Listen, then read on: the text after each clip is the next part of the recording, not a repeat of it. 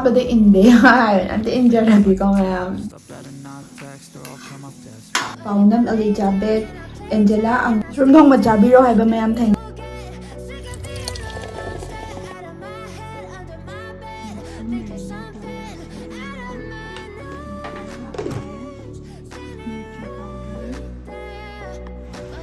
Machal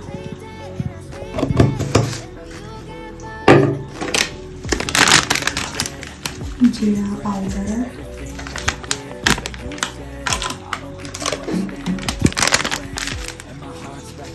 na coriander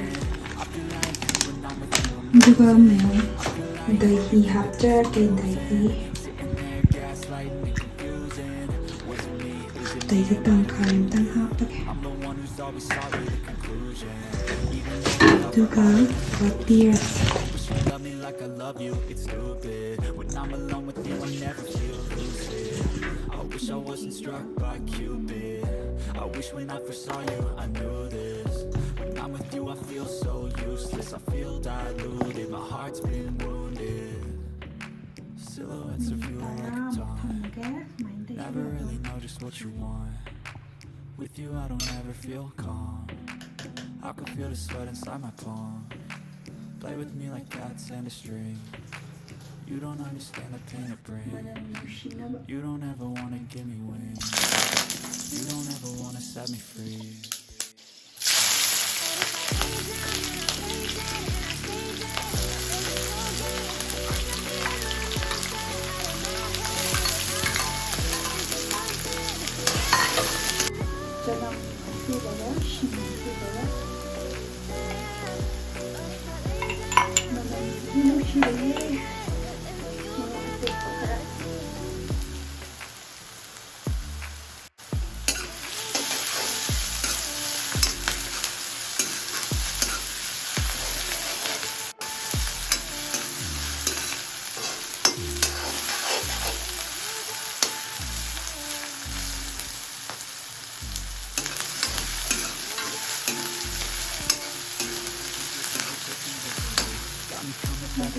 Even when I've been screwed, dolls for the pins, pierce my heart straight through.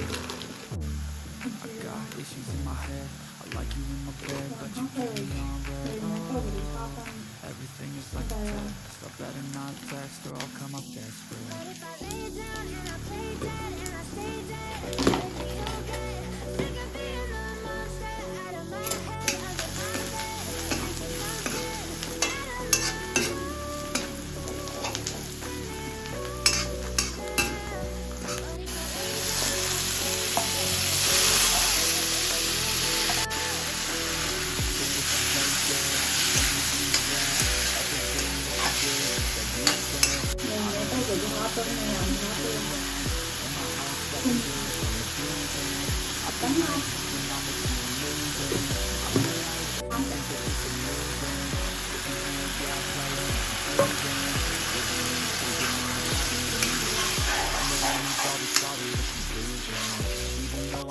All of the solutions. I wish you loved me like I love you. It's stupid. When I'm alone with you, I never feel lucid.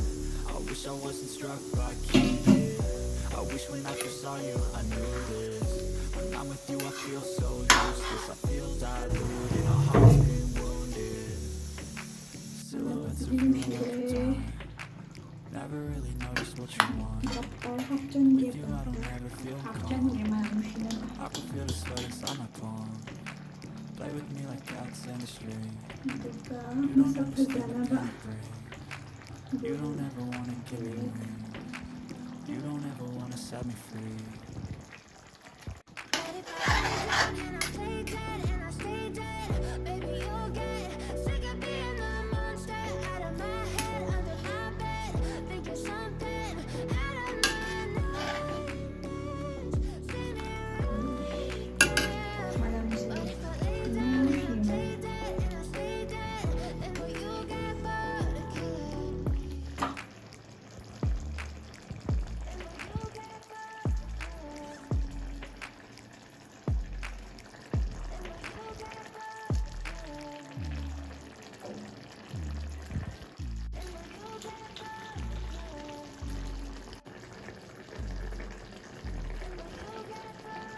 mayam aigi video sibo yangbiriba khudingmak thagachari subscribe tawdaba yawtardi subscribe soina tawshinbiramo aduga mayam aigi previous video go mamangi video do adaiduda aina challenge ama tawbane mayam adu challenge da loina shuna yawbiyo the 26 May da result haidoktaine ado comment tawdaba or video yengdaba yawtardi soina yengbiyo aduga mayam ngasidi aina jadoida mushroom ga Iron baganebako mayam ado mushroom chabiro haiba soibum iron chabiro haiba mi maming dharamage do soibum se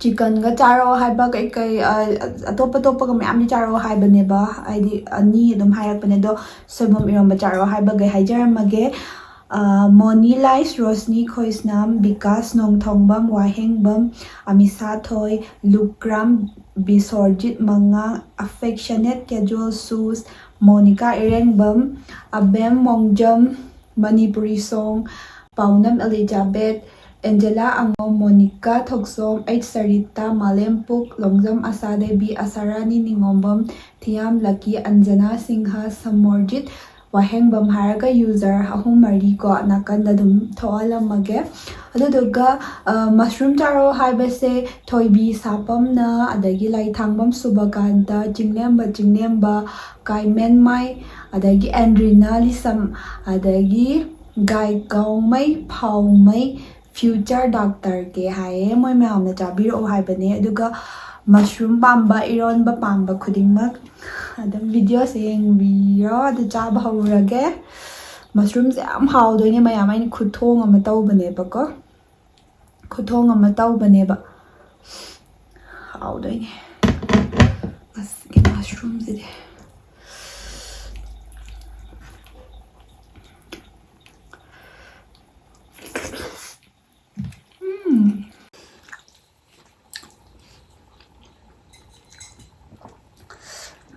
mayam củ hom nè em hảo ấy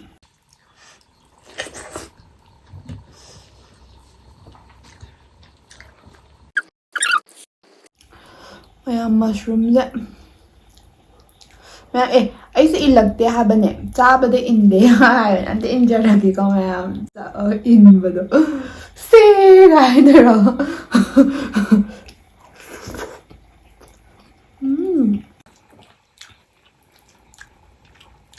일다 잡으시면 하오래미냐 스멜면 하오래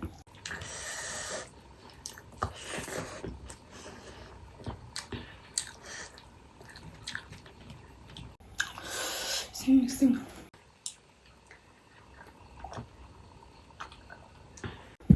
mushroom की recipe hapane si dum try to ba yani ya haoy si masam ga ri ni si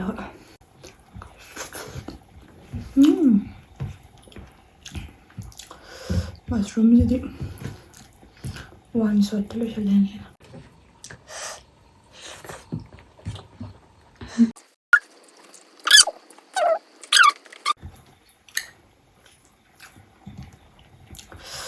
Soibum iron besa. Soibum se thoame nek ta lerakpani phangba phangdaba tawbani na ne. Hauni.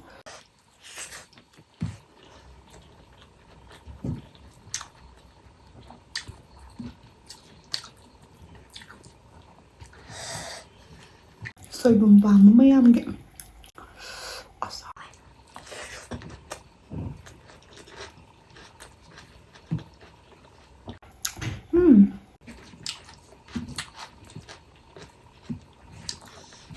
Soibum đi dâu rau bớt.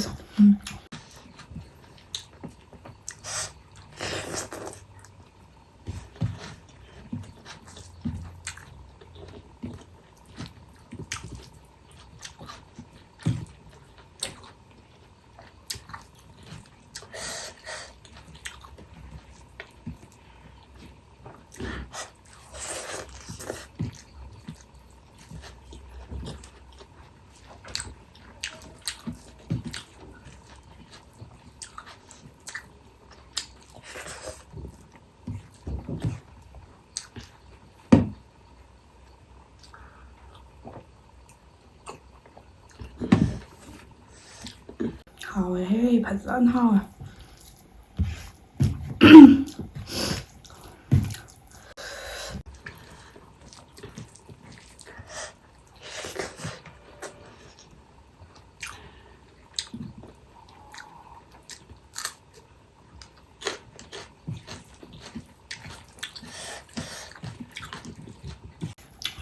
Morox.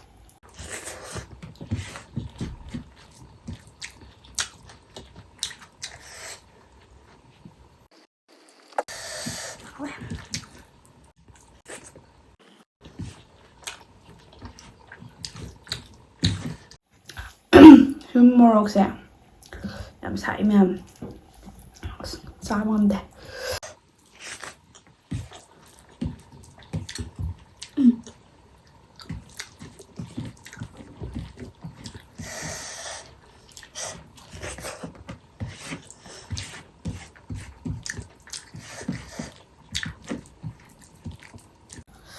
Mushroom thongba yam hawe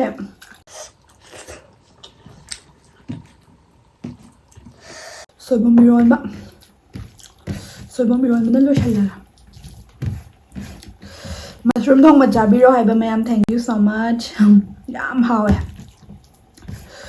aina moi akhoi romgi type ta thongdabane ba thangom ga hapaga dahi hapaga khuam dawe aduga soibam chabiro haiba mayam zu thank you so much I am jadninge ba ko phangdabai tawbane aduga chicken ga su charakini pork ga su charakini combination ani harpa mayam loi chajarake mayam ado aina ne phangingai sa chahobani na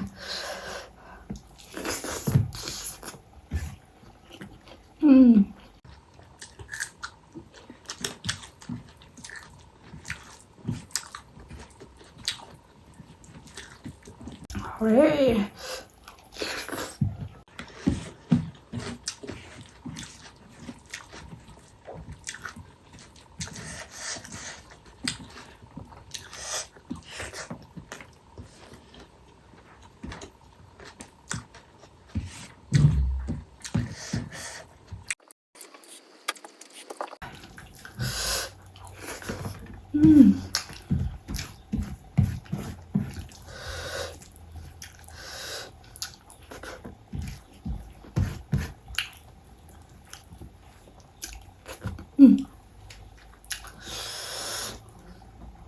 Badshah hawa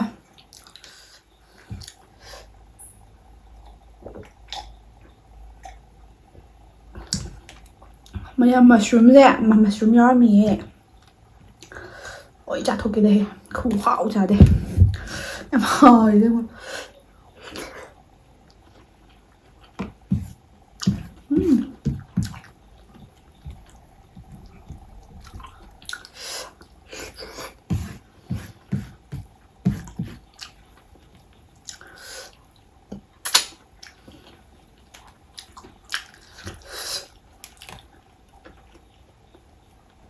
ꯑꯗꯨꯗꯤ ꯃꯌꯥꯝ ꯚꯤꯗꯤꯑꯣꯁꯦ ꯂꯣꯏꯁꯤꯟꯖꯔꯒꯦ ꯃꯊꯪ ꯚꯤꯗꯤꯑꯣꯗ ꯊꯦꯡꯅꯔꯁꯦ ꯑꯗꯣ ꯃꯌꯥꯝ ꯀꯃꯦꯟ ꯇꯧꯕꯤꯔꯝꯃꯣ ꯃꯊꯪ ꯀꯩ ꯆꯥꯔꯛꯑꯣꯒꯦ ꯍꯥꯏꯕꯗꯣ ꯑꯩ ꯂꯣꯏꯅ ꯆꯥꯔꯛꯀꯦ ꯑꯐꯪ ꯑꯐꯪꯕ ꯑꯗꯨꯝ ꯐꯪꯕꯨ ꯐꯪꯉꯗꯤ ꯃꯌꯥꯝ ꯑꯩ ꯂꯣꯏ ꯆꯥꯖꯔꯛꯀꯦ ꯁꯤ ꯌꯥꯔ ꯂꯣꯏꯁꯤꯜꯂꯒꯦ